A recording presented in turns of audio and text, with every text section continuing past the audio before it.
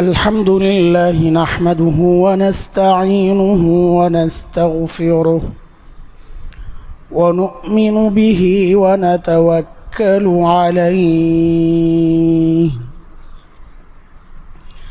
ونعوذ بالله من شرور أنفسنا ومن سيئات أعمالنا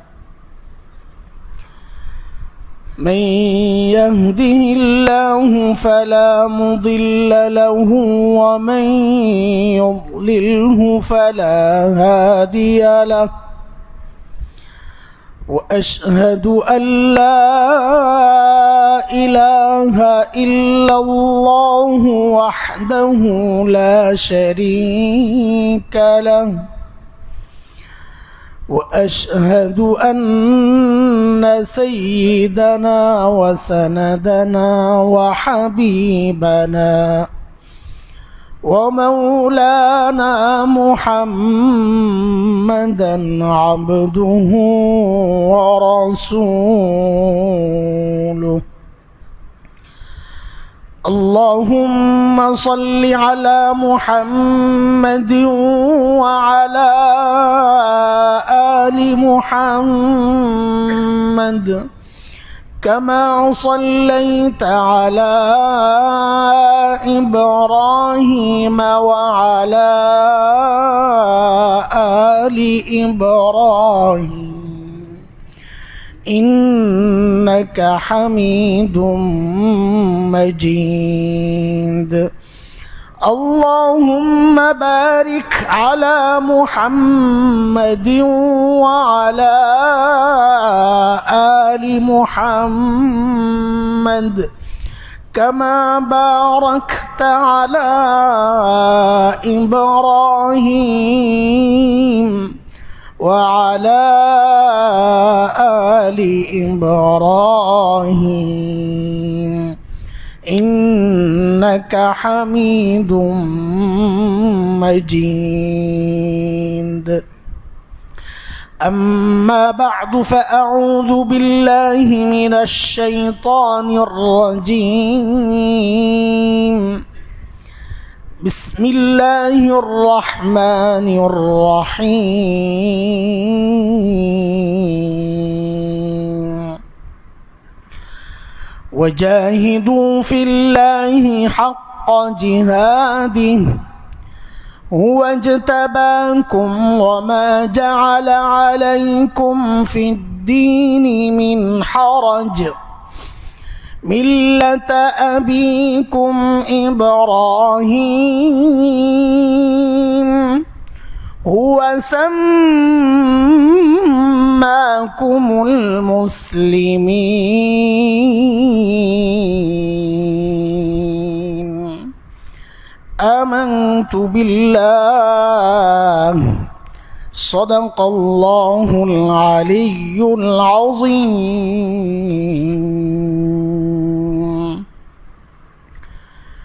محترم حاضرين محترم মুসল্লিয়ান কিরাম আল্লাহ সুবহানাহু ওয়া তাআলার অশেষ মেহেরবানি যে মালিক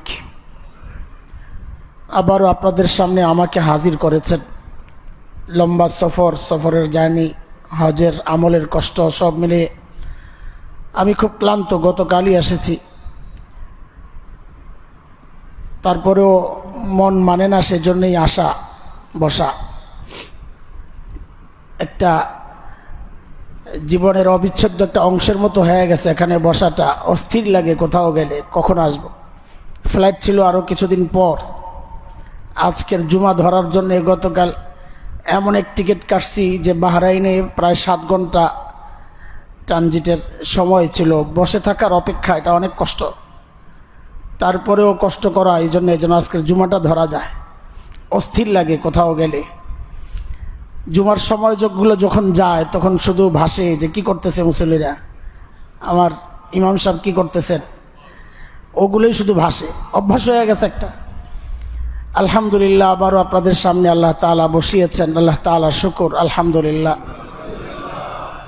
সূরাতুল আম্বিয়া সূরাতুল হজ এর শেষ দিকের একটা আয়াত আমি তেলাওয়াত করেছি। যে আয়াতে আল্লাহ সুবহানাহু ওয়া তাআলা আমাদেরকে হুকুম করতেছেন, আমি শুধু আয়াতের তর্জমাটা আগে শোনাই। আল্লাহ বলতেছেন ওয়াজাহিদু ফিল্লাহি হাক্কা জিহাদিহি, আল্লাহর রাস্তায় জিহাদ করো যেমন করা দরকার। জিহাদের অর্থ আমরা যেটা বুঝি এখানে ওই অর্থে হয় নাই। জিহাদের অর্থ কখন কোথায় কোনটা হবে, কোরআনে বিভিন্ন জায়গায় জিহাদ আসছে, ফি সাবিলিল্লাহ সহ আসছে, ফিল্লাহ আসছে, আল্লাহর রাস্তায় অথবা আল্লাহর জন্যে, দুই রকম শব্দে আসছে। এটা বিজ্ঞজনরা নির্ধারণ করেছেন যে কোথায় কোন অর্থ ব্যবহার হয়। এখানে জিহাদ ময়দানের যে লড়াই, যাকে আমরা কিতাল বলি, ওই অর্থে না। তো আল্লাহ তাআলা বলতেছেন আল্লাহর রাস্তায় জিহাদ করো, মানে আল্লাহর হুকুমকে পুরাপুরিভাবে বাস্তবায়ন করো, মানো। এর জন্যে যত কষ্ট দরকার সেই কষ্টের মুখোমুখি তুমি হও। কেন? যে আল্লাহ তাআলা তোমাকে যে নিয়ামত দিছেন, এটাই হচ্ছে নিয়ামতের শুকরিয়া, যে দিনকে পুরাপুরিভাবে গ্রহণ করা। আল্লাহ কি নিয়ামত দিছেন? আল্লাহ বলতেছেন হুয়া জতাবাকুম, আল্লাহ তাআলা তোমাদেরকে বাছাই করে নির্বাচন করেছেন দ্বীনের জন্যে। যে কোনো ঈমানদার তার মনের প্রথম শান্তির উপলক্ষ এটাই হওয়া উচিত যে আমি মুসলমান। আল্লাহ লাখো কোটি মানুষ থেকে, শত শত কোটি মানুষ থেকে বাছাই করে আল্লাহ আমাকে ঈমানের নিয়ামতটা দান করছেন, আলহামদুলিল্লাহ। একজন ঈমানদারের জন্য এর চেয়ে বড় নিয়ামত আর কি হইতে পারে? আমরা বলি আমরা মানুষ, আল্লাহ আমাদেরকে মানুষ বানাইছেন, এটা আমাদের জন্য বড় নিয়ামত। বলি এটা ঠিক আছে, এটাও একটা বড় নিয়ামত, কিন্তু এটাও খেয়াল করা, ঈমান ছাড়া আমি যে মানুষ এটা ঠিক না। ঈমান ছাড়া কেউ মানুষ না। তো কি জীবজন্তু? আল্লাহ বলেন না জীবজন্তুর চেয়েও নিকৃষ্ট, বালহুম আদাল, কোরআনের শব্দ। যাদেরকে আমি এই মানুষের সব শক্তি দিছি, বুঝ দিছি, চোখ দিছি, কান দিছি, অনুভূতি শক্তি দিছি, যা আমি হাইওয়ান জীবজন্তুকে দেই নাই। তারপরেও যারা দিন মানে না, আমাকে মানে না, আমার বিধান অনুযায়ী চলে না, তো আল্লাহ বলেন হাইওয়ান জন্তুর নাই সে চলে না, এটার হিসাব আলাদা। যারা আছে সে কেন চলবে না? তো যে চলে না, আল্লাহ বলেন সে তো জীবজন্তুর চেয়েও নিকৃষ্ট, জীবজন্তুর চেয়েও নিকৃষ্ট। এরপর আল্লাহ তাআলা বলতেছেন ওমা জাআলা আলাইকুম ফিদ্দীনি মিন হারাজ, দিন কেন মানবা না তুমি? দিনের এমন কোনো বিধান আমি রাখি নাই যেটা আপত্তির, কষ্টের, যার মধ্যে বক্রতা আছে, ঝামেলা আছে, এমন কোনো বিধান তো আমি দেই নাই, তো তুমি কেন মানবা না? মানুষের জন্য দিন এটা যেহেতু নেয়ামত, নেয়ামত কোনোদিন মানুষের অমঙ্গলের জন্য হতে পারে না, মানুষের বিপদের কারণ হতে পারে না। পরীক্ষা আর বিপদ এক জিনিসটা, পরীক্ষাও একটা বিপদ, কিন্তু যারা লেখাপড়া করে এমন কোনো শিক্ষার্থী নাই যে পরীক্ষাকে এড়াইতে চাইবে যদি সে শিক্ষার্থী হয়।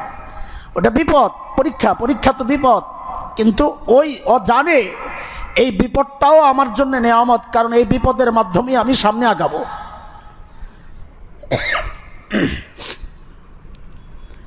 তো আল্লাহ তাআলা বলতেছেন আমি তোমাদেরকে যে দিন দিছি, এই দিনের মধ্যে এমন কিছু রাখি নাই যা তোমাদের জন্য কষ্টের কারণ হবে, যার মধ্যে ঝামেলা আছে। যাই দিছি সবই তোমাদের জন্য মঙ্গলের। মিল্লাতা আবিকুম ইব্রাহিম, তোমাদের দিন অন্যদের দিনের মতো না। এই দিন হচ্ছে আমার খলিল ইব্রাহিম আলাইহিস সালাতু ওয়াস সালামের আদর্শ। আমরা যে দিন কবুল করে আছি, এই দিন আমাদের বাবা ইব্রাহিম আলাইহিস সালামের আদর্শ। এটা হুয়া সাম্মাকুমুল মুসলিমিন, তিনি তোমাদের নাম রেখেছেন মুসলমান। কাজে আমাদের নাম হচ্ছে মুসলমান, আদর্শ হচ্ছে খলিলের আদর্শ। দুইটা বিষয়, এক হচ্ছে ইসলাম, আরেক হচ্ছে মিল্লাত ইব্রাহিম। বিষয় এক, নাম দুইটা। বিষয় এক, নাম দুইটা। মিল্লাত ইব্রাহিম যা, ইসলামও তা। হ্যাঁ, আমার শরীয়ত আলাদা। শরীয়ত এক জিনিস, মিল্লাত আদর্শ আরেক জিনিস। আমরা আছি খলিলের আদর্শে, কিন্তু আমাদের নবী আলাইহিস সালাতু ওয়াস সালাম যে দিন আর শরিয়া নিয়ে আসছেন, সেখানে কিছু বিষয় আছে একটু ব্যতিক্রম, একটু আলাদা। মূল আমাদের খলিলের যে দিন, ওইটাই আমাদের মূল। হযরত ইব্রাহিম আলাইহিস সালামের মিল্লাত কি, ইসলাম কি, আজকে এই বিষয়ে একটু কথা বলতে চাই। রাস্তায় রাস্তায় আসতে আসতে অনেক কিছু দেখছি, তো মনের মধ্যে একটা অস্থিরতা তৈরি হয়েছে। আহারে মুসলমান, ইসলাম কি, মুসলমানের হালত কি? আমরাও এর বাইরে না, আমরাও একই পথের যাত্রী। আমরা ইসলাম কি, মিল্লাত ইব্রাহিম কি, একটা ছোট্ট উদাহরণ দিয়ে কথাটা শুরু করি। হযরত ইব্রাহিম আলাইহিস সালাম সম্পর্কে আল্লাহ তাআলা একটা আয়াত আসছে কোরআনে, এটা আল্লাহর স্বীকৃতি। সেটা হচ্ছে ওয়াত্তাখাযাল্লাহু ইব্রাহিমা খলিলা। এই কোরবানি গেল, হজ গেল, সব এই বিষয়। ওয়াত্তাখাযাল্লাহু ইব্রাহিমা খলিলা, আল্লাহ ইব্রাহিম আলাইহিস সালামকে খলিল হিসাবে গ্রহণ করেছেন। সহজ অর্থ করলাম, ইব্রাহিমকে আল্লাহ খলিল হিসাবে গ্রহণ করেছেন। মানে কি? খলিল মানে হচ্ছে খুল্লা। খুল্লা আরবি শব্দ, যে হৃদয়ে আর কারো মহব্বতের জায়গা নাই, ওইটা আল্লাহর মহব্বত দিয়া পূর্ণ। তো এরপর আল্লাহ তাআলার একটা বিধান আসছে সন্তান জবেহ করার। একটু খুব সূক্ষ্ম বিষয়, আমি অনেক পিছনে যেতে হবে, কোরবানির আগে যাচ্ছি। খলিল স্বপ্ন দেখলেন নিজের সন্তানকে জবেহ করতে, করেন নাই জবে, এটা আগে বলে নেই, পরে না হলে মিলানো যাবে না। জবেহের প্রস্তুতি নিচ্ছেন, জবেহ করবেন, জবেহ কিন্তু করেছেন এটা দেখেন নাই। আমি আবারও বলি কথাটা, হযরত ইসমাঈল আলাইহিস সালামকে খলিল জবেহ করেছেন এটা দেখেন নাই। কি দেখেছেন বলেন তো? জবেহ করছেন। একটা হচ্ছে করেছেন, করে ফেলেছেন, একটা করছেন, করার জন্য প্রস্তুতি নিচ্ছেন, এইটুকুই দেখেছেন। এই ব্যাখ্যাটা কেন করলাম এটা পরে বুঝবেন ইনশাআল্লাহ। তো খলিলের ঘুম ভেঙে গেছে। নবীদের স্বপ্ন এটা ওহী, এটা মাথায় নেওয়া। নবীদের স্বপ্ন ওহী মানে এটা আল্লাহর বিধান, আল্লাহরই হুকুম। আমাদের স্বপ্ন এটা ওহীর একটা অংশ হইতে পারে, হাদিসে আসছে ওহীর অংশ, কিন্তু স্বপ্ন না, ওহী না। কেন নবীদের স্বপ্ন ওহী, এটা আরেক হাদিস থেকে বুঝবো। আমরা অনেক সময় অনেক কিছু স্বপ্নে দেখি আর উঠে ভাবি যে এটা সব ঠিক আছে। আমাদের স্বপ্ন উল্টাই হওয়ার সম্ভাবনা বেশি, এটা মাথায় রাখা। কেন? হাদিস আসছে আসদাকুকুম রুয়া আসদাকুকুম হাদিসা। তোমরা কথায় যে যত বেশি সত্যবাদী, স্বপ্নেও সে তত বেশি সত্য। যার কথা যত বেশি মিথ্যা, তার স্বপ্ন তত বেশি মিথ্যা। তা আমরা স্বপ্ন একটা দেখি আর হৃদয়ে অনেক কিছু লালন করতে থাকি, যে দেখছি কাজ হয়েছে। আরে ভাই, সারাদিন বলি মিথ্যা কথা, তো আমার স্বপ্ন সত্য কিভাবে হয়? স্বপ্ন এই জন্যে যারা স্বপ্নের ব্যাখ্যা দিতেন, তো কেউ যদি স্বপ্নের কথা বলতেন তো জিজ্ঞেস করতেন স্বপ্নটা দেখছে কি। কারণ ব্যক্তি হিসাবে স্বপ্নের ব্যাখ্যা চেঞ্জ হবে। ব্যক্তি জানার পর তারা ব্যাখ্যা দিতেন। তো যাই হোক, স্বপ্নের ব্যাখ্যা এটা এক আজীব জিনিস। এটা যার তার কাছে জানতেও না চাওয়া, আবার যে কেউ স্বপ্নের ব্যাখ্যা না দেওয়া। আমাদের কাছে কেউ আসলে আমি বলি, ভাই এই বিষয়ে আমি জাহেল। একান্ত কেউ যদি হয়, তাকে একটা অনুমান দেই যে এমন কিছু মনে হচ্ছে আমার, এমন কিছু মনে হচ্ছে আমার, বাকি বলি না। এটা নিজের স্বপ্নের ব্যাখ্যাই তো আরেকজনের কাছে জানতে চাই, তো আপনারা আমার কাছে কেন জানতে চান? আমি নিজেই তো জাহেল এই বিষয়ে, সোজা কথা। কেউ যদি বলে আপনাকে আন্দাজেই বলবে, স্বপ্নের এমন সুনিশ্চিত কোনো বিষয় নাই, আছে কিন্তু আপনি সেই ব্যক্তি কিনা যার জন্য এটা প্রয়োগ হবে এটা আপনি জানেন না।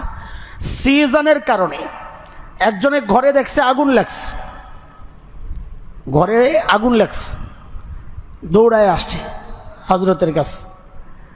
মুহাম্মদ ইবনে সিরিন স্বপ্নের ব্যাখ্যায় সবচেয়ে পারদর্শী মানুষ ছিলেন যিনি, শুরুর জমানার ইসলামের শুরুর দিকের। আসছেন, হযরত স্বপ্নে দেখছি ঘরে আগুন লাগছে। তো বলে ভালো, আলহামদুলিল্লাহ ভালো দেখছো। আবার একজন স্বপ্নে দেখছে বহুদিন পর ঘরে আগুন লাগছে। বলি ইন্নালিল্লাহ, তোমার তো কিছু একটা ঝামেলা মনে হচ্ছে, খেয়াল করো। তো কাছের যারা ছিলেন তারা বলেন যে একজন দেখলেন আগুন লাগছে, তাকে বললেন ভালো, আরেকজন বললেন খারাপ, পার্থক্য তো বুঝলাম না। বলে আগুন যাকে ভালো বলছি তিনি দেখছেন হলো শীতকালে। কোন কালে? শীতকালে ঘরে আগুন মানে এটা আরামের বিষয়। আর যার জন্য খারাপ বলছি সে দেখছে গরমকালে। গরমকালে ঘরে আগুন মানে এটা একটা কষ্টের বিষয়। সিজনের কারণে স্বপ্নের ব্যাখ্যা চেঞ্জ হয়। আমার বলার উদ্দেশ্য, ব্যক্তির কারণে স্বপ্নের ব্যাখ্যা চেঞ্জ হয়, দুই রকম হয়।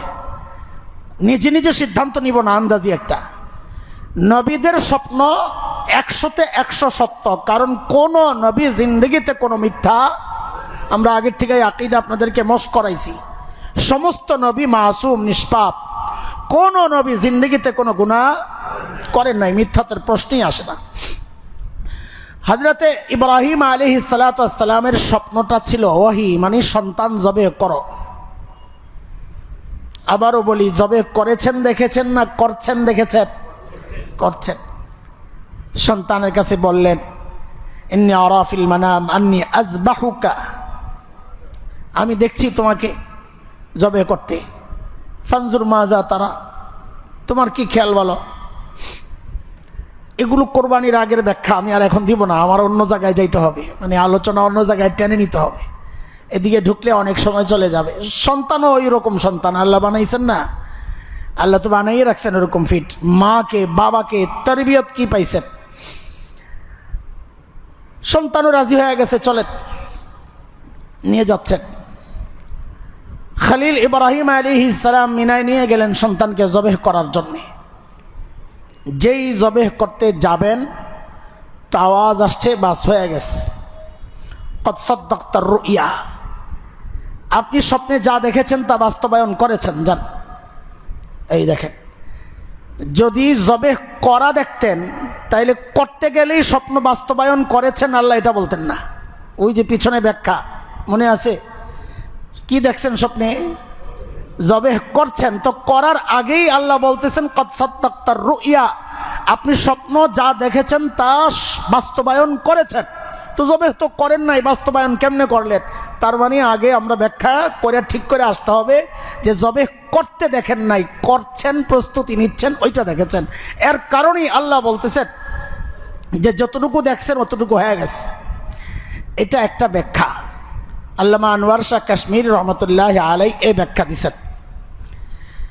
ইবনুল কাইয়িম, শেখ ইবনুল কাইয়িম রহমতুল্লাহ আলের ব্যাখ্যা এক বড় আজীব ব্যাখ্যা, ওইটা শোনানোর জন্য এই বিষয়টা আনছি। ইবনুল কাইয়িম বলেন এটা ওহী, আল্লাহ আটকায়া দিলেন কেন? ওহী বাস্তবায়ন করতে দিলেন না কেন? হয়তো উনি দেখেছেন জবে করেছেন, কিন্তু আল্লাহ জবে করতে দিলেন না কেন? ওহী বাস্তবায়ন করতে দিলেন না কেন? তো ইবনুল কাইয়িম বলেন ওহী বিধান কখনো কখনো নস্খ হয়, রহিত হয়। খলিল যখনই জবেহ করতে গেছেন আল্লাহ ওই ওহির বিধানকে রহিত করছেন, বাদ, এটা এই ওহী বাদ। তো আবার প্রশ্ন আসবে, এত নগদে রহিত করার কি দরকার? তো ওহী দিলেনই কেন? এটা হচ্ছে আমাদের মূল পয়েন্ট, খেয়াল করেন। ওহী বাস্তবায়ন যদি হয় যে জবেহ করতেই দেখেছেন, তাহলে জবেহ করতে দিয়েছেন আল্লাহ? বলেন, জবেহ করতে দিয়েছেন? আটকায়া দিয়েছেন, জিবরাইল ডাক দিয়েছেন, আল্লাহু আকবার বলে স্লোগান দিয়েছেন। এই জন্য দেন আমরা তাকবীরে তাশরিক বলি খালি আল্লাহু আকবার আল্লাহু আকবার, এগুলো সব হচ্ছে জিবরাইল ডাক দিয়েছেন আল্লাহু আকবার বলে। খলিল জিবরাইলকে দেখে বুঝেছেন ভিন্ন কোনো বিধান আসতেছে, খলিলও বলেছেন আল্লাহু আকবার। হযরত ইসমাইল উঠাও বলতেছেন লা ইলাহা ইল্লাল্লাহ আল্লাহু আকবার ওয়ালিল্লাহিল হামদ। টোটালটা মিলাই আমাদের কোরবানির একটা স্লোগান আল্লাহ বানিয়ে দিয়েছেন, আইয়ামে তাশরিকের স্লোগান। তো খলিল জবেহ করতে গিয়াও জবেহ করতে পারলেন না কেন? আল্লাহ এই বিধানকে রহিত করেছেন, নস্খ কেন করলেন? রহিত কেন করলেন, বিধানটাই কেন দিলেন? আসলে জবেহ করানো আল্লাহর উদ্দেশ্য ছিল না। আল্লাহ যে ঘোষণা দিয়েছেন খলিলের হৃদয়ে আমি ছাড়া কেউ নাই, দুনিয়াবাসী ইসমাইলকে এই শেষ বয়সে পাওয়ার কারণে খলিলের যে মনের উচ্ছ্বাস আনন্দ, পরবর্তীতে দুনিয়াবাসী যেন এটা মনে না করে যে খলিল সন্তান পায়া আল্লাহর মহাব্বত দিয়া যে দিলটা ভরপুর ছিল ওখানে একটু সমস্যা তৈরি হয়েছে, সন্তানের মহাব্বত দিলের মধ্যে ঢুকছে। আল্লাহ সারা দুনিয়ার মানুষকে কিয়ামত পর্যন্ত দেখাইছেন যে দেখো না না, ওইখানে খলিল ঠিকই আছে, ওই জায়গায় আমার মহাব্বতের জায়গায় অন্য কারো আশ্রয় নাই, অংশ নাই, এটা সবচেয়ে বেশি মহাব্বতের সন্তান, সেই সন্তানকে পর্যন্ত খলিল আমার হুকুম মানার জন্যে জবেহ করতে প্রস্তুত হয়ে গেছেন। মানি আরবিতে বলে মাকামে খুল্লা, ওই স্পেশাল একান্ত বন্ধুত্বের জায়গায় খলিল আর কাউকে জায়গা দেন নাই, সেখানে আমি শুধুই আমি, শুধুই আমি। ও দোস্ত, এর নাম হচ্ছে মিল্লাত ইব্রাহিম, এর নাম মিল্লাত ইব্রাহিম। আল্লাহ এই কুরবানির বিধানের মাধ্যমে আমাদের সামনে জিনিসটা পরিষ্কার করেছে। মিল্লাত ইব্রাহিম কি? যেখানে আল্লাহর জায়গা থাকবে অন্য কারো না, এটার নাম হচ্ছে মিল্লাত ইব্রাহিম। ইসলাম কি? ইসলাম কি? ইসলামের ব্যাখ্যা আমরা বহু বলেছি, আবারও বলছি। ইসলাম কি? আমি আপনি মনে করি ইসলাম মানে হচ্ছে মসজিদে আসা। আমরা তো মসজিদে আসি, আরবরা তো আরো অনেক কাজ করতেছেন। কি বিশাল আলিশান অট্টালিকা মসজিদ বাইতুল্লাহ, মসজিদে নববীর প্রতিটা পিলারের দিকে তাকাইলে মনে হয় কত কষ্ট করছে, কত কারুকাজ, কত কিছু, কত ডিজাইন। হাই হায়, একদিকে তাকাইলে একরকম, সব যতটুকু চোখ যায় একরকম, এদিকে তাকাইলে একরকম, ওদিকে তাকাইলে একরকম, যেই অ্যাঙ্গেলে তাকান সব একরকম। কি এক আজীব ডিজাইন করছে, সুবহানাল্লাহ। বাইতুল্লাহ মসজিদে হারামের যে বর্ধিত অংশ,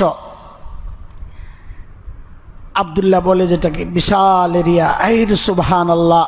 ভিতরে গেলে দেখা যায় কি অবস্থা, কি করতেছে এরা, সুবহানাল্লাহ। কত lakh lakh billion trillion dollar খরচ করতেছে হাজিদের জন্য, কি খেদমত। সেই মক্কা থেকে প্রতিদিন গাড়ি নিয়ে জমজম দিয়ে আসে, আর হাজিরা খাচ্ছে, কত খেদমত, মিনায় কত খেদমত, সব কিছু। তা আমাদের চেয়ে ইসলাম প্র্যাকটিস তারা বেশি করতেছেন, তাই না? কি মনে হয়? মাথা নাড়েও না, হাও বলে না, কারণ হচ্ছে ভিতরে ভয় লাগছে যে কোনটা বলে কোন মুসিবতে পড়ি, আপনারটা আপনিই বলেন। বাহ্যিকভাবে তো মনে হচ্ছে তাই, হ্যাঁ তাই, আসলেও তাই। তারা শিরিক করে না, আমাদের মধ্যে অনেকের মধ্যে শিরিকের প্রবণতা আছে। তারা বিদআত করে না, আমাদের মধ্যে অনেকের মধ্যে বিদআতের প্রবণতা আছে। তারা দ্বীনি কাজ অনেক করতেছে, আল্লাহ অর্থ দিয়েছেন, খরচও করতেছেন, হ্যাঁ সব ঠিক আছে। 1400 বছর আগে আল্লাহ তাআলা আয়াত নাজিল করছেন। এই বাইতুল্লাহর এই নির্মাণ শৈলী দেখি আর আমি আয়াত চিন্তা করি, আরে আল্লাহ যখন আয়াত নাজিল করেছেন তখন এইরকম নির্মাণ, এই বিশাল অট্টালিকার কল্পনাও কেউ করে নাই, কিন্তু আল্লাহ কিন্তু ওই শব্দ ওই সময় ব্যবহার করছেন। কি সেটা? আজালতুম সিকায়াতাল হাজ্জ ওয়া ইমারাতাল মসজিদিল হারাম কামান আমানা বিল্লাহি ওয়াল ইয়াউমিল আখির ওয়া জাহাদা ফি সাবিলিল্লাহ لا يستوون عند الله والله لا يهدي القوم الظالمين। আল্লাহ বলতেছেন আজআলতুম সিকায়াতাল হাজ্জ ওয়া ইমারাতাল মসজিদিল হারাম কামান আমানা বিল্লাহি ওয়াল ইয়াউমিল আখির ওয়া জাহাদা ফি সাবিলিল্লাহ। তোমরা কি ভাবছো যারা হাজিদেরকে পানি পান করায়, জমজম পান করায়, আর মসজিদে হারামের বিশাল অট্টালিকা তৈরি করে, দেখেন যখন আয়াত নাজিল হয়েছে তখন কিন্তু এগুলো ছিল না। আমি বলি যে এই বর্তমান জমানা দেখে দেখেই তো আল্লাহ আয়াত নাজিল করছেন, আগে আল্লাহ তো জানেন এগুলো হবে। তো আল্লাহ বলতেছেন যারা হাজিদেরকে পানি পান করায় এবং মসজিদে হারামের বিশাল অট্টালিকা যাদের হাতে, তারা আর যারা ঈমান এনেছে, আখিরাতে বিশ্বাস করে, আর আল্লাহর রাস্তায় জিহাদ করে। এই জিহাদ মানে কিতাল, যেহেতু ফি সাবিলিল্লাহ আসছে, জিহাদের পরে ফি সাবিলিল্লাহ আসলে এটা মুফাসসিরদের ব্যাখ্যা, জিহাদের পরে ফি সাবিলিল্লাহ আসলে এটা আল্লাহর রাস্তায় জিহাদ। আর ফিল্লাহ আসলে এটা যে কোনো কষ্টের কাজ। তো আল্লাহর রাস্তায় যারা জিহাদ করে, কিতাল করে, লড়াই করে, সোজা কথা, আল্লাহর রাস্তায় যারা লড়াই করে আখিরাতে বিশ্বাসের কারণে, ইমানের কারণে, তারা আর যারা হাজিদেরকে পানি পান করায়, এই বিশাল অট্টালিকা নির্মাণ করে মসজিদে হারামের, মসজিদে হারামকে সাজানো কতটা সওয়াবের কাজ। মসজিদে নববী অন্ধকার, দেখেন মসজিদের খেদমত কত উপকারী কাজ, এটা একটু ছোট্ট করে বলি, তারপরে পরেরটা বলব। মসজিদে নববী অন্ধকার থাকতো, বাতিবুতির ব্যবস্থা ছিল না সময়। তামিমে দারি রাদিয়াল্লাহু আনহু একজন বিখ্যাত সাহাবী, সিরিয়া থেকে আসছেন। আসার সময়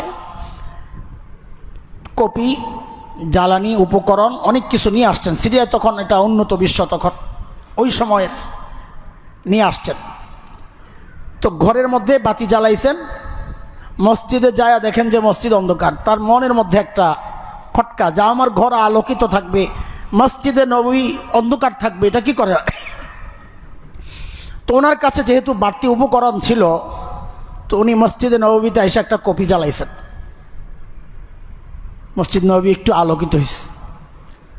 নবী আলাইহিস সালাম মসজিদে এসে এই আলো দেখে এতটা খুশি হয়েছেন, এটা কে জ্বালাইছে, কে জ্বালাইছে? তামিমে দারি বলা হয়েছে, কাজ হয়েছে, ধরা খাইছে। ভয়ে অস্থির, ইয়া রাসূলুল্লাহ, আমি মনে করছি আমার ঘর আলোকিত থাকবে আর মসজিদ অন্ধকার থাকবে, এটা আমার দিল মানে নাই, এই জন্য জ্বালাইছে ইয়া রাসূলুল্লাহ। তো নবী আলাইহিস সালাম বলেন, এই কাজটা আমাকে এতটা আনন্দ দিছে যে আজকে আমার যদি আরেকটা মেয়ে থাকতো আমি তোমার কাছে বিয়ে দিতাম। মসজিদ খেদমত এটা অনেক বড় কাজ, অনেক বড় কাজ। যেহেতু নাই, মেয়ে যা ছিল সব বিয়ে হয়ে গেছে, একজন মারা গেছে। পাশে ছিলেন নবী আলাইহিস সালামের চাচাতো ভাই হারিস ইবনে নওফল, চাচাতো ভাই। তিনি দাঁড়ায় গেছেন, ইয়া রাসূলুল্লাহ, আমার একটা মেয়ে আছে, আমার মেয়ে তো আপনারই মেয়ে, ভাতিজি, আমি প্রস্তুত তামিমে দারির কাছে আমার মেয়ে বিয়ে দিতে। তো ওই মজলিসে কাম হয়ে গেছে। মানে আমার বলার উদ্দেশ্য, নবী আলাইহিস সালাম কতটা আনন্দিত হয়েছেন, আর এই আনন্দের বিষয়টা সাহাবীদের মধ্যে কিভাবে ছড়াইছে যে সাথে সাথে আরেকজন দাঁড়িয়ে গেছেন, ইয়া রাসূলুল্লাহ, আমার মেয়ে আছে, দিয়ে দেন না। তো একটু আলো জ্বালানোই যদি এত দামি হয়, তো বড় বড় অট্টালিকা, বিল্ডিং নির্মাণ করা নিশ্চয়ই এত এসি লাগানো, এত ব্যবস্থা, এত কিছু, অনেক ভালো কাজই তো হবে, তাই না? কিন্তু আল্লাহ কি বলতেছেন? আল্লাহ বলতেছেন, যারা ময়দানে লড়াই করে আর যারা এগুলো করে, মসজিদের খেদমত শুধু, আর কিচ্ছু করে না, বরং ময়দানে লড়াইকে উল্টা ভয় পায়, এগুলো যারা করে তারা কি বরাবর? আল্লাহ প্রশ্ন করতেছেন, তারা কি বরাবর বরাবর তোমাদের কাছে থাকতে পারে? অথবা যারা মসজিদের খিদমত করতেছে, এত কিছু করতেছে, তাদের মর্যাদা তোমাদের কাছে বেশি থাকতে পারে? কিন্তু মনে রেখো, আল্লাহ বলতেছেন, লা ইয়াস্তাউনা ইনদাল্লাহ, এই দুই গ্রুপ কিন্তু আমি আল্লাহর কাছে এক না, আমি আল্লাহর কাছে এক না। ময়দানে লড়াই যারা করে তাদের মর্যাদা আমার কাছে অনেক বেশি, অনেক বেশি। বরং ময়দানে লড়াইয়ের এই চিন্তা, এই চেতনা যার দিলের মধ্যে নাই, আরে হাদিসে তো আসছে, সে তো মুনাফিক। আজকের আরব শাসকদের দিকে তাকাইলে মনে হয় এগুলো একটারও ঈমান নাই, সবগুলো মুনাফিক। যেখানে মুসলমানদের রক্ত ঝরছে, ছোট্ট ছোট্ট বাচ্চারা না খায় চিৎকার করতেছে, সেখানে তারা ইনভেস্ট করতেছে বিলিয়ন আর ট্রিলিয়ন, মিলিয়ন আর বিলিয়ন না, ট্রিলিয়ন ডলারের ওই পাগলের কাছে দিয়ে দিচ্ছে, সেখানে ইনভেস্ট করতেছে।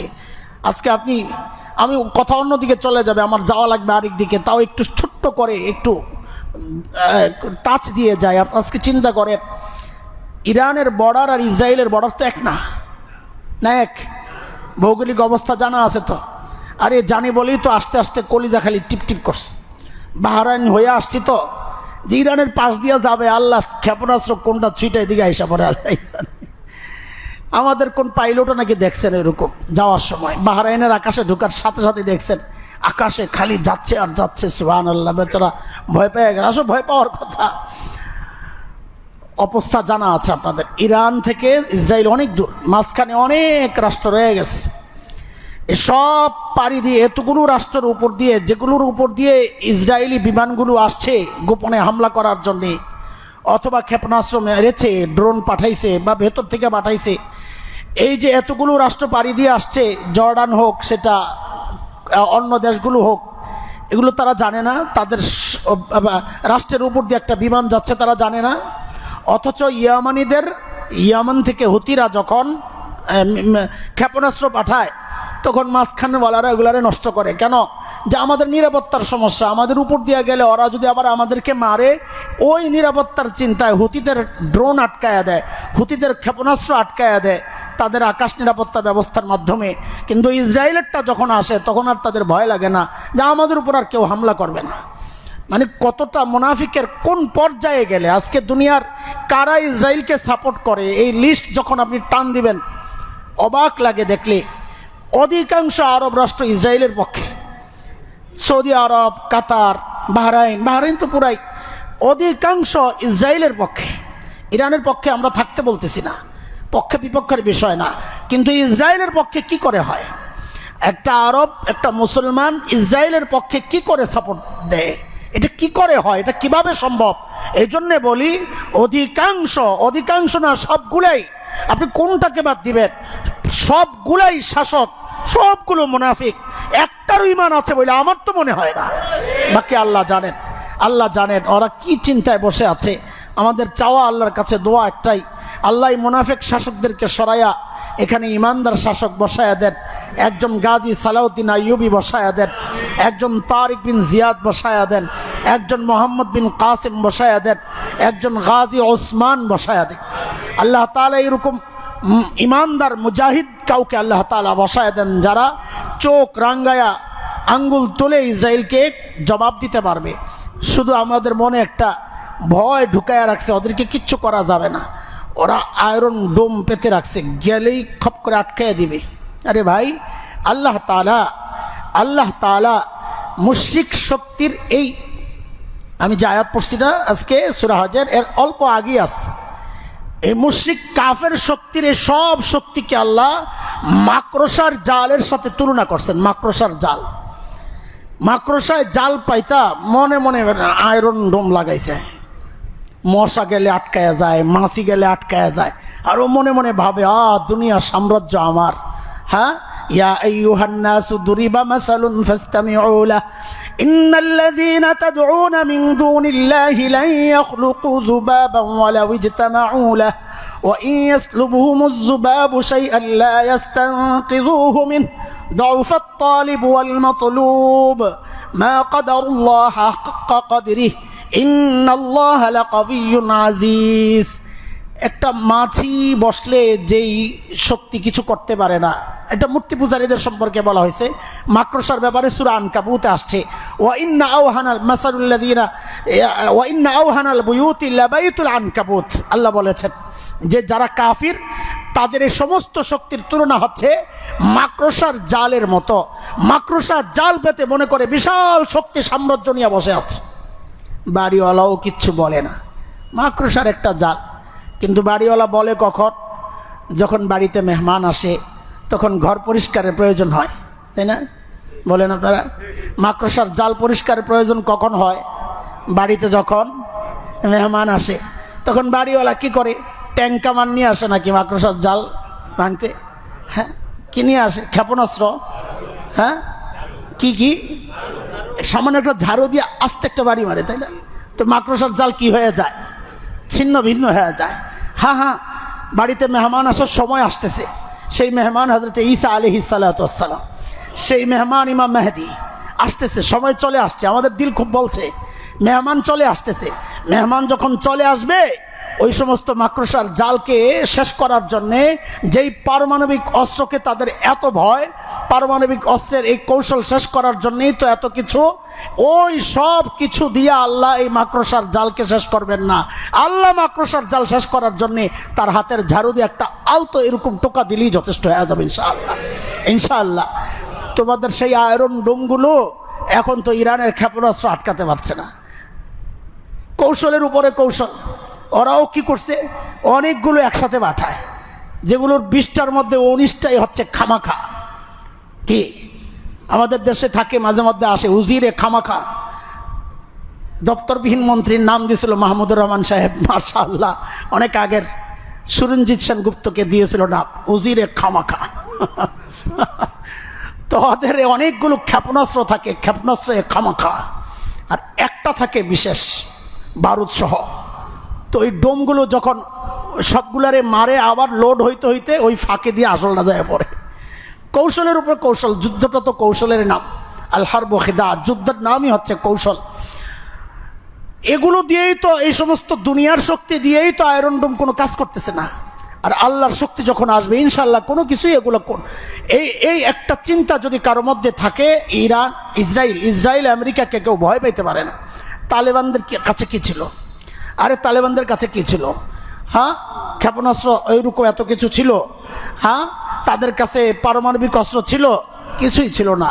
বেচারারা 3-4টা রুটি শুকনা গামছা কাপড় দিয়ে পেঁচায়া কান্দে করে, রাইফেল একটা এই কান্দে, রুটির পোটলা একটা এই কান্দে, পায়জামা একটা পরছে, একটা হাঁটুর নিচ বরাবর, আরেকটা আরেকটু নিচে, জামা 3টা তালি দেওয়া, সুবহানাল্লাহ, মুছ এত বড় বড়, চুল কাটে না 2 বছর, দাঁড়িয়ে এলোমেলো চলছে, সুবহানাল্লাহ, দুনিয়ার পরাশক্তির বিরুদ্ধে লড়াই করার জন্যে। বলে কোন শক্তিতে তোমরা এভাবে আগাচ্ছ? বলে শক্তি একটাই, মারে আর বলে আল্লাহু আকবার। শক্তি একটাই, গুলি করে আর বলে আল্লাহু আকবার। ওই আল্লাহু আকবারের সাথে গুলি যখন লাগে, ছোট্ট একটা গল্প শোনাই তাহলে বুঝবেন জিনিসটা। বদরের যুদ্ধে আল্লাহ তাআলা সাহাবী পাঠাইছেন, হ্যাঁ, ফেরেশতা পাঠাইছেন। ফেরেশতারা সরাসরি হামলা করছে কি করে না এটা নিয়ে মতভেদ আছে। অধিকাংশের মত হচ্ছে ফেরেশতারা সরাসরি হামলা করেন নাই। কি করছেন? করছেন হচ্ছে একজনে মারছে তীর, ফেরেশতারা ওই তীরটা নিয়ে জায়গা মতো পৌঁছায় দিছে। একজনে মারছে বাড়ি, ফেরেশতারা পিছনে ধাক্কা দিয়েছে। না, বিষয়টা আরেকটু বুঝেন। ছোটবেলায় আমরা ঢাকা থেকে দেশে যাইতাম, মাস্তানে আজম, ঢাকা থেকে আসছি। এলাকায় চেয়ারম্যানের ছেলের সাথে একবার লেগে গেল আমার, খুব মারামারি। আমরা মাস্তান, ঢাকা থেকে গেছি, একটা ভাবসাব আছে না, আমাদের সাথে ছেলেবেলারা আছে, কিন্তু ওদের সাথে ও কম না। মাইটার খায়া চলে গেছে, আবার আসছে, আইসা খুব লাগছে আমার সাথে। আমাদের এক মুরব্বী, আপাতত বললাম না তিনি কে, তিনি আসছেন থামাইতে। তা আমি খেয়াল করছি তিনি যে থামাইতেছেন, আমার হাতটা ধরে আমি যখন ঘুষি মারতে যাই জোরে ঢুকায় এরকম। উনি সরাসরি মারলে তো বদনাম হবে যে মুরব্বীরা মারছে। তো পড়ানোর সময় ঠিক আমার ওই ছোটোবেলার কথা মনে পড়ছে যে ফেরেশতারা কী কাজ করছেন। ফেরেশতারা কাজ করছেন এটা, তলোয়ার দিয়ে আঘাত করছে পিচ্চি মুআজ। আল্লাহু আকবার। হযরত আব্দুর রহমান ইবনে আউফ বলেন, ডানে তাকায় দেখে এক পিচ্চি, বামে তাকায় দেখে আরেক পিচ্চি। হযরতে আফরা রাদিয়াল্লাহু আনহা, দুনিয়ার মানুষ ওই যে রত্নগর্ভা মা খোঁজে, আমি তো বলি রত্নগর্ভা মা তো হযরতে আফরা, যার 7 ছেলে বদরের যুদ্ধে অংশগ্রহণ করছে। সুবহানাল্লাহ, কয় ছেলে? 7 ছেলে বদরের যুদ্ধে অংশগ্রহণ করছে। 2 ঘরের 7 ছেলে। তা এক ছেলে হযরতে মুআজ, আরেক ছেলে হযরতে মুআবিস, ছোট্ট বাচ্চা। হযরত আব্দুর রহমান ইবনে আউফ বলেন, ডানে বামে তাকায়া পিচ্চিদেরকে দেখে আমার মন খারাপ হয়ে গেছে। আরে আমি যদি বিপদে পড়ি তা আমার সহায়তা কে করবে? এর মধ্যে ডানেরটা আস্তে আস্তে বলে, চাচা আপনি আবু জাহেলরে চিনেন? কানে কানে বলে, কেন? এটাও হাদিসের ব্যাখ্যা আসছে, পাশেরটায় যেন আবার শুনে তার আগে যায় হামলা না করে। কাকা আবু জাহেলরে চিনেন? তো হযরত আব্দুর রহমান ইবনে আউফ বলেন, হ্যাঁ চিনি। কেন রে বাবা, কেন তালাশ করো আবু জাহেল? বলে, শুনছি ও আমার নবীরে খুব কষ্ট দিচ্ছে, শুনছি আমার নবীকে গালাগালি করতো, আমারে দেখায়া দেন ওর কামসারি। তো হযরতে আব্দুর রহমান ইবনে আউফ বলেন, ওই যে আবু জাহিল্লা দেখা যায়, মারছেন দৌড়। পাশেরটা আবার আস্তে আস্তে জিজ্ঞেস করতেছে, কী জন্য দৌড় মারছে তা তো আর জানে না। চাচা আবু জাহেলরে চিনেন? বলে, কেন রে বাবা? বলে, শুনছি ও মক্কায় আমার নবীরে খুব কষ্ট দিছে, আমি ওরে শেষ করতে চাই। দেখেন এই পিচ্ছি মানুষ মারছে দৌড়, যায় একজনে যায় পায়ের মধ্যে মরছে, পড়ে গেছে, আরেকজনে মারছে ঘাড়ের মধ্যে।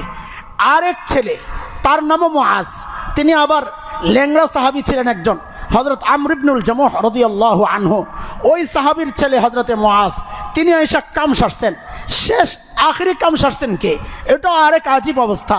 সবচেয়ে দুর্বল, সবচেয়ে খাটো সাহাবীদের মধ্যে একদম নিরীহ প্রাণী, নিরীহ মানুষ, হযরত আব্দুল্লাহ ইবনে মাসউদ রাদিয়াল্লাহু আনহু, যাকে বলা হয় উম্মতের মধ্যে সবচেয়ে বিনয়ী। কেন?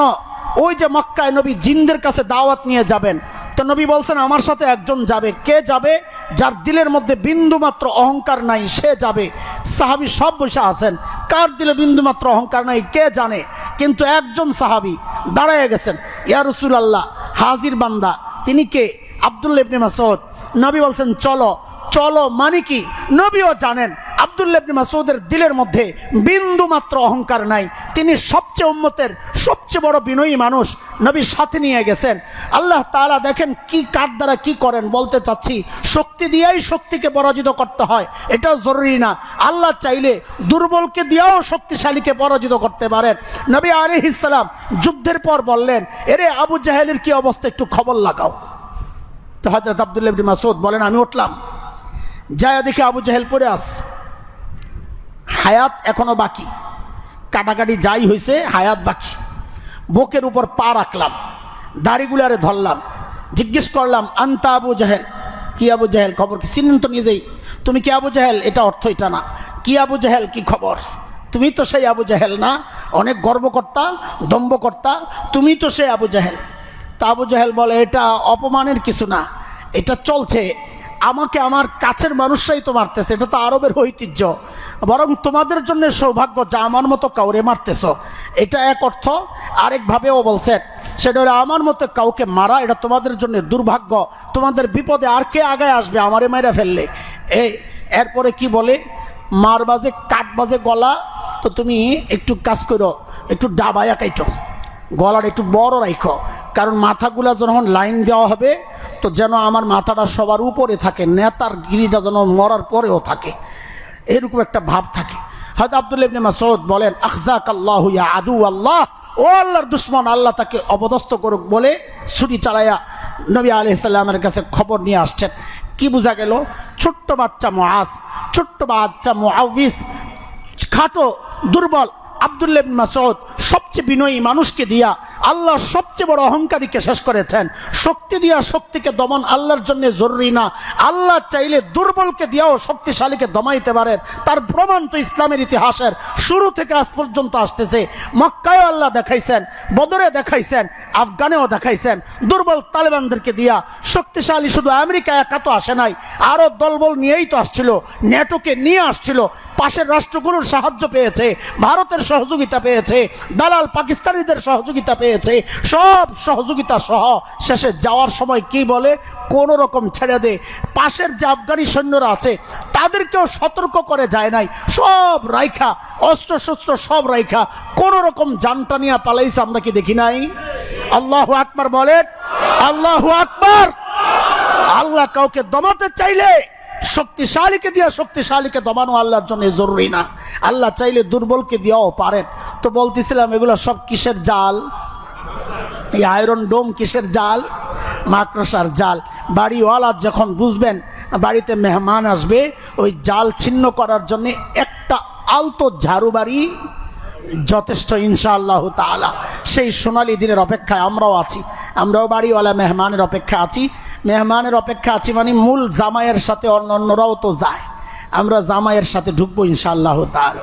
হ্যাঁ, বরযাত্রী ইনশাআল্লাহ, ইনশাআল্লাহ, ইনশাআল্লাহ। আল্লাহ কবুল করেন, আল্লাহ কবুল করেন, আল্লাহ কবুল করেন, আমিন। বলতেছিলাম ভাই, মিল্লাতে ইব্রাহিম কি জিনিস?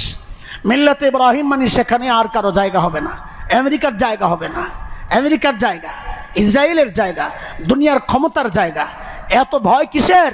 ক্ষমতা হারানোর, তাদের এই আয়েশি জিন্দগির এই সব কিছু হারানোর। ট্রাম্পের মতো মানুষ এসে অবাক হয় এই রাজপ্রাসাদ দেখা, যাদের কাছে এত কিছু কিন্তু এমন রাজপ্রাসাদ নাই, বলে এত বুদ্ধি নিয়ে ঘুমাও কেমনে? তারাও তো খুশি। পরে বোঝা গেছে বুদ্ধিকার, এই পাম্পুটটি দিয়া সব নিয়ে গেছে, 1 ট্রিলিয়ন নিয়ে গেছে যাওয়ার সময়। হ্যাঁ, কত বড় ধুরন্ধর তারা। আমরাও দিয়ে দিছি, কেন? আমাদের ক্ষমতা দরকার। ওরা ঠিক না থাকলে ইমানদাররা, ইসলামপন্থীরা ক্ষমতা নিয়ে নিবে। একটু কথা বললে তাকে সাথে সাথে গ্রেফতার। দিনই একটু আলোচনা হইলে, আমরা মসজিদে নববীতে বসে কিছু কথাবার্তা, আমরা গেলে বাংলাদেশি হাজিরা সব ঘিরে ধরে আয় আসছে। আল্লাহ মামুনুল হক ভাই তার পাসপোর্টের ছবি নিয়ে গেছেন, আইয়ুব ভাই ছিলেন তার পাসপোর্টের ছবি নিয়ে গেছেন, খুলনার মুফতি নুরুল আমিন সাহেব ছিলেন, আমাদের আব্দুল গফফার সাহেব হুজুর ছিলেন, তার পাসপোর্টের ছবি নিয়ে গেছেন, আমাদের ইয়াহিয়া জাহাঙ্গীর সাহেব মালিবাগ মাদ্রাসায় ওনার হজরতের ছবি নিয়ে গেছেন। আমি বান্দা আসতে কেটে বসছি অবস্থা দেখা। তো তো এরপরে আর ওই জায়গায় বসি না। কি ওগুলা 3-4 জন জমা হইলে একটা আতঙ্ক কাজ করে, না জানি কি করতেছে, না জানি আমাদের বিরুদ্ধে কোনো স্লোগান ওঠে কিনা। সারাক্ষণ এই টেনশনে ঘুম আসে না। আর এরা বলে বুদ্ধ দিয়ে নাকি ঘুম আসে না। আর এগুলো তো জাহেল, সব জাহেল। কেন? ক্ষমতার মহব্বত ঢুকে গেছে। খলিল ইব্রাহিমের মিল্লাতের উপর যদি কেউ থাকে, সেখানে থাকবে শুধু আল্লাহর মহব্বত। আমার একজন ফিলিস্তিনি ভাইয়ের রক্ত দেখলে গোটা আরব যতদিন পর্যন্ত ঝাঁপায়া পড়তে না পারবে, ততদিন পর্যন্ত আমরা বলেই যাব এগুলো ইমানদার হতে পারে না, এগুলো সব মুনাফিক, সব মুনাফিক, সব মুনাফিক। মুসলমান তো হবে এক শরীরের, এক জায়গায় আঘাত আসলে ভিন্ন জায়গায় ব্যথা যদি না পায়, এ মুসলমান হইতে পারে না। আমার নবী বলেছেন সাল্লাল্লাহু আলাইহি ওয়াসাল্লাম, 900,000 মাইল দূরে একজন মুসাইলামাতুল কাজ্জাব নবীকে মানে নাই। আল্লাহু আকবার। নরম আবু বকর চুপ থাকেন নাই, পাঠায় দিয়েছেন সাহাবীদেরকে। আমি অবাক হয়েছি, সেই রিয়াদের কাছে মুসাইলামাতুল কাজ্জাবের ঘাঁটি, আমি ওখানে গিয়েছি, দেখেছি, আর অবাক হয়েছি। আমারও ঈমান, সাহাবীরও ঈমান। আমার পাশের ঘর, কাছেই কাদিয়ানীরা আমার নবীর খতমে নবুয়ত নিয়ে কথা বলে, অস্বীকার করে। আমরা কিচ্ছু করতে পারি না। সাহাবীরা সেই 900,000 কিলো দূরে চলে গেছেন। কি দিয়ে গেছেন? বিমানে গেছেন, তাই না? রকেট দিয়ে গেছেন, হ্যাঁ, জাহাজে গেছেন, গাড়িতে গেছেন। আরে না না, পায়ে হেঁটে হেঁটে গেছেন। একজনের ওট আছে, 3 জনের নাই। পালাক্রমে এই ওট ব্যবহার হয়েছে। 2টা ঘোড়া আছে, 4টা ঘোড়া আছে, পালাক্রমে এগুলা চলেছে। অধিকাংশ রাস্তায় হেঁটে হেঁটে চলেছেন দ্বীনের জন্যে। তাদের এই কোরবানি আমরা করতেছি, আমরাও নিজেদেরকে মুসলমান ভাবতেছি। আর ব্যাখ্যা দিচ্ছি ইসলাম কি। ইসলাম মানে হচ্ছে শান্তি। ইসলাম মানে বলেন শান্তির ধর্ম। ইসলাম মানে শান্তি। মডারেট মুসলমানের সবচেয়ে বড় অস্ত্র ইসলাম মানি। আর আমরা বলি গাইয়া খেত সেকেলে মৌলবী, যারা কট্টরপন্থী যাদেরকে বলেন, আমরা বলি এই মডারেট ইসলাম আর ইসলাম মানি শান্তি। এটা হচ্ছে বর্তমান জমানার মুসলমানদের জন্য সবচাইতে বড় ফিতনার নাম। সবচাইতে বড় ফিতনার নাম হচ্ছে মডারেট ইসলাম। আর এই ইসলাম ধর্মই তো মডারেট। আল্লাহ ইসলামকে বানাইছেনই তো আধুনিক ধর্ম হিসাবে। এটাকে আরো আধুনিক করা মানে হচ্ছে কাটছাট করা। ইসলাম মানে হচ্ছে আল্লাহর সিদ্ধান্তের সামনে নিজেকে ঝুঁকায়া দেওয়া। সন্তান জবেহ করতে চাইলে সন্তান জবেহ করার জন্য প্রস্তুত হইতে হবে। সন্তান এতদিন পরে পাইছেন, সন্তানকে নিয়ে যাচ্ছেন, হযরতে হাজরা দাঁড়ায় গেছেন, জিজ্ঞেস করছেন আল্লাহর হুকুমে নিচ্ছেন না নিজের ইচ্ছায় নিচ্ছেন? বলে আল্লাহর হুকুমে নিচ্ছি। ছেড়ে দিচ্ছেন, এর নাম ইসলাম। আল্লাহু আকবার। সন্তান ত্যাগ করা যায়, বিবি ত্যাগ করা যায়, সম্পদ ত্যাগ করা যায় আল্লাহর মহব্বতের সামনে, এর নাম ইসলাম। মসজিদে আসলাম, ঘরে ইসলাম নাই, আমি ঘোড়ার ডিমের মুসলমান। মসজিদে আসছি, সংসদে ইসলাম নাই, আমি ঘোড়ার ডিমের ইসলাম। আইন সংস্কার করা হয়, ইসলামপন্থীদেরকে নেওয়া হয় না, কারণ তখন দুর্নীতির রাস্তাগুলো বন্ধ হয়ে যাবে। ইসলামপন্থীদেরকে সংস্কার কমিশনে রাখা হয় না, কাদেরকে রাখা হয়? ওই যারা এনজিও কর্মী। আমি বলি দাতা গোষ্ঠী আর দাদা গোষ্ঠী, এই 2 গোষ্ঠীর জ্বালায় আমরা অতিষ্ঠ হয়ে গেছি। দাদা গোষ্ঠীও তাড়াইছি, দাতা গোষ্ঠীও তাড়াবো ইনশাআল্লাহ। ইসলাম মানে হচ্ছে আল্লাহ যখন যা বলবে তা মেনে নেওয়া। আল্লাহ যদি বলেন জীবন দিতে হবে, জীবন দেওয়ার নাম ইসলাম। আল্লাহ যদি বলেন জীবন নিতে হবে, জীবন নেওয়ার নাম ইসলাম। দাবি করবেন মিল্লাতে ইব্রাহিম, মাল খরচ করবেন না, সন্তানের বিরুদ্ধাচরণ করতে পারবেন না, দলের বিরুদ্ধাচরণ করতে পারবেন না, নেতার বিরুদ্ধাচরণ করতে পারবেন না। খোদার কসম, আপনি ভণ্ড, প্রতারক, মুনাফিক, আপনি মুসলমান হইতে পারেন না। ইসলাম মানি তো এটা। খলিল সন্তান দিতে প্রস্তুত হয়েছেন, আমিও দিতে প্রস্তুত থাকবো। ইসলাম মানি এটা, মিল্লাতে ইব্রাহিম মানি এটা। আমি মনে করি মসজিদে আসলাম, বাস আমি মুসলমান। আপনি হাসান জামিলের সাথে নামাজ পড়েন, কার সাথে? কথা বলেন। আপনি নামাজ পড়বেন কার সাথে? কোন মসজিদে? কোন মসজিদে বলেন জোরে?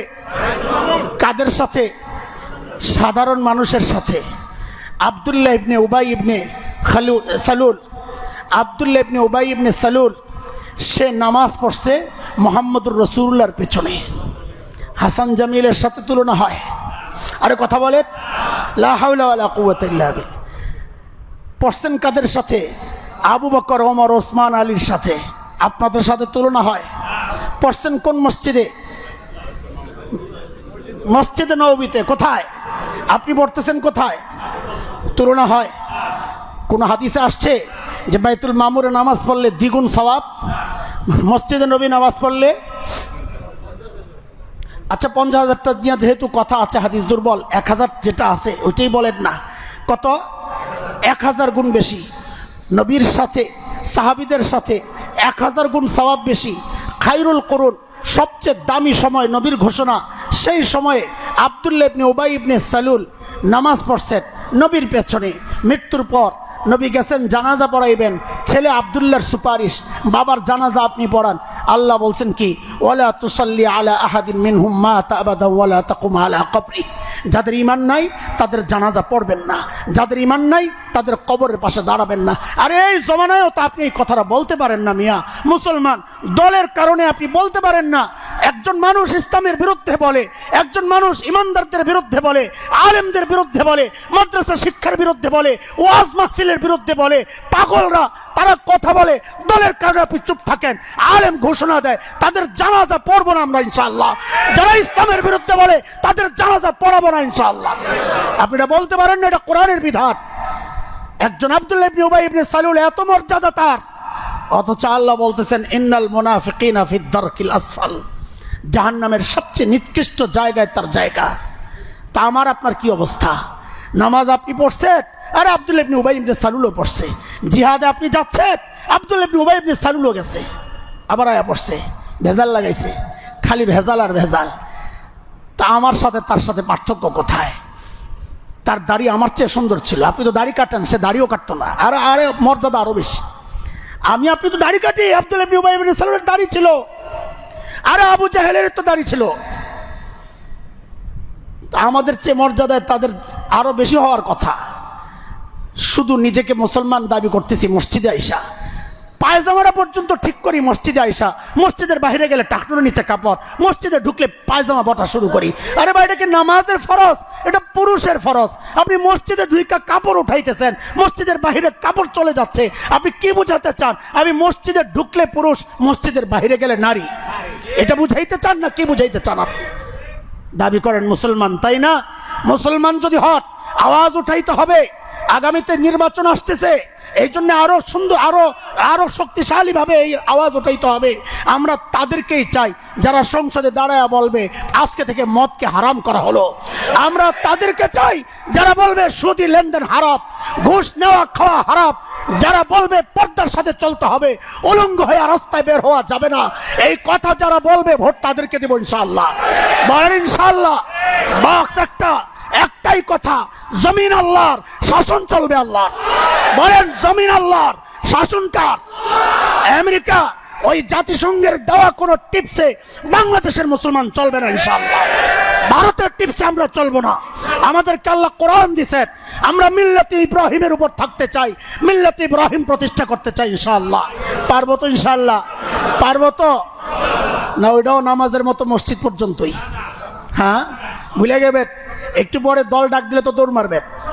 হ্যাঁ ইনশাল্লাহ বলতেছি, ইনশাল্লাহর আওয়াজ কমে গেছে, কিন্তু এই মুহূর্তের মধ্যে ইনশাল্লাহর আওয়াজ কমে গেছে। আল্লাহ হেদায়েত দেখ, আল্লাহ বুঝ দেখ আপনাদেরকে।